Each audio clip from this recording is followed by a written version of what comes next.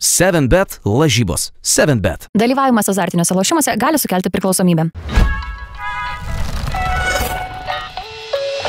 Sveiki krepšinio gerbėjai, esu komentatorius Vaidas Čeponis. Na ir ką, šią savaitę mūsų laukia gardus desertas, Eurolygos finalo ketvirtas. Žiūrėsim, gal Šarui pagaliau kaip treneriui pavyks laimėti Eurolygą. Svarbių rungtynių bus ir Lietuvos krepšinio lygoje, kur 3 komandos kaunasi dėl 3-4 vietos, kad įgytų namų aikštės pranašumą. Jūs prenumeruokit mano YouTube kanalą ir sėkmės. Antradienį itin svarbios Lietuvos krepšinio lygos rungtynės vyks Jonavoje, kur vietos komanda priims Klaipėdos Neptūną. Jonaviečiai gali užimti 4, net 3 vietą reguliariajame sezone ir turėti namų aikštės persvarą ketvirtfinalėje. Tam būtina nugalėti Neptūną. Manau, kad Jonavos klubas tikrai turi daugiau šansų, kadangi Neptūnui mačas nieko nelems. Klaipėdiečiai vis tiek liks 8, jie gal norės šiek tiek pasitaupyti prieš ketvirtfinalio akistatą su Žalgiriu, stengsis išvengti aišku traumų. Na, o Jonavos komanda savo žiūrovo akivaizdoje tikrai žaidžia užtikrintai, nors pastaruoju metu šiek tiek ir kluptelėjo, pralaimėjo Vilkams po atkaklios kovos. Prognozuoju Manto Šerniaus auklėtinių pergalę maždaug 10 taškų. NBA rytų konferencijos finalas prasidės New York'e, kur Knicks krepšininkai priims Indianos Pacers komandą. Labai panašaus pajėgumo ekipos, na, kiek netikėtai jos atsidūrė finale. Knicksai eliminavo čempiono titulą gynusius Bostono Celtics krepšininkus, bet tam buvo priežasčių. Sunkią traumą patyrė Jasonas Taitumas. Kristapas Porzingis negalėjo žaisti visą jėgą, bet aišku, niekiek nemenkina Knicksų nuopelnų. Jalenas Brunsonas tempia savo komandą, taip pat kaip Anthony Townsas. Na, Pacers irgi turi savo argumentų ir Haliburtonas sekamas. Abi komandos panašios to, jog turi gana ilgą atsarginių žaidėjų suolą, turi pajėgių atsarginių krepšininkų. Vis dėlto manau, kad pirmąjį serijos mačą nulems namų aikštės persvarą, kurią turės New Yorko krepšininkai. Na ir, sakyčiau, jie triumfuos maždaug 7, 8, 9 taškais.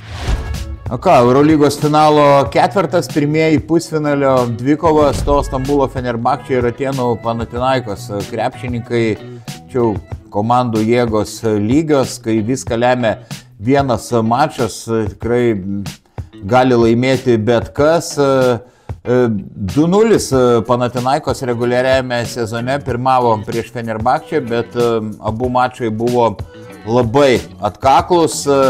Na, Panathinaikos gal šiek tiek demonstruoja geresnį puolimą, bet Fenerbahčė kiek geriau ginasi.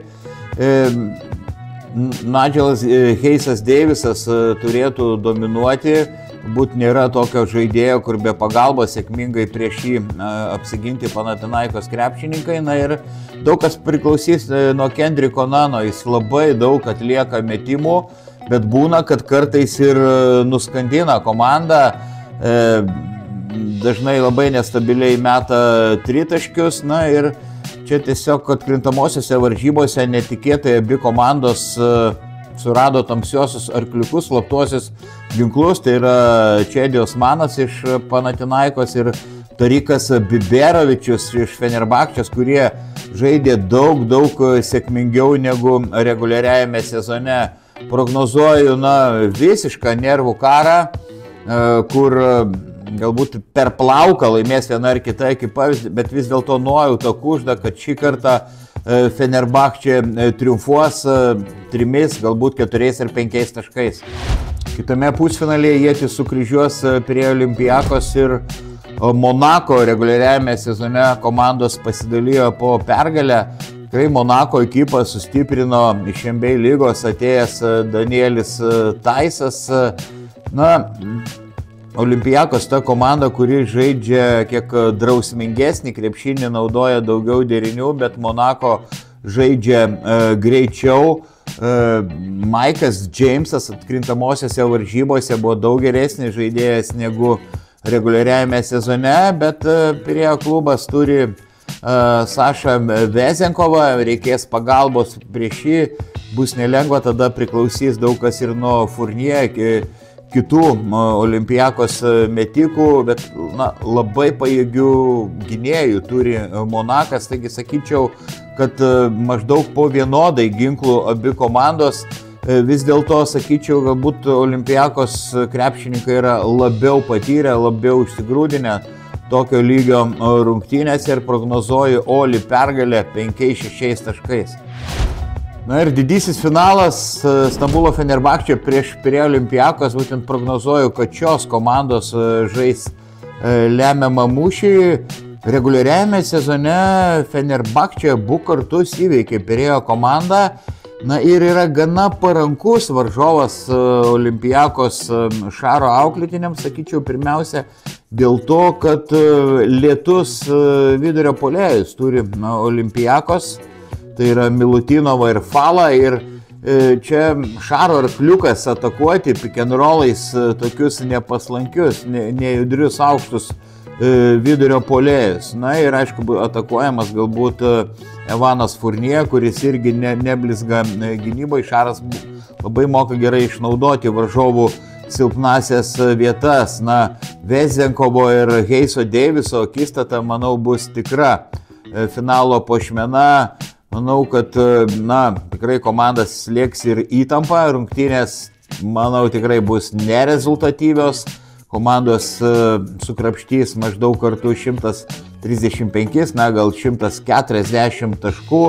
Na ir tikiu, kad Fenerbahče pagaliau triumfuos Eurolygoje ir nugalės varžovus, galbūt paskutinę minutę ar paskutinėmis sekundėmis 1, 2 ar 3 taškais. Tai buvo mano komentatoriaus Vaido Čeponio prognozės. Būtų nuodėmė nežiūrėti Eurolygos finalo ketverto. Kągi, sėkmės Šaro, aišku, sėkmės ir Donatui Motiejūnui. Iki.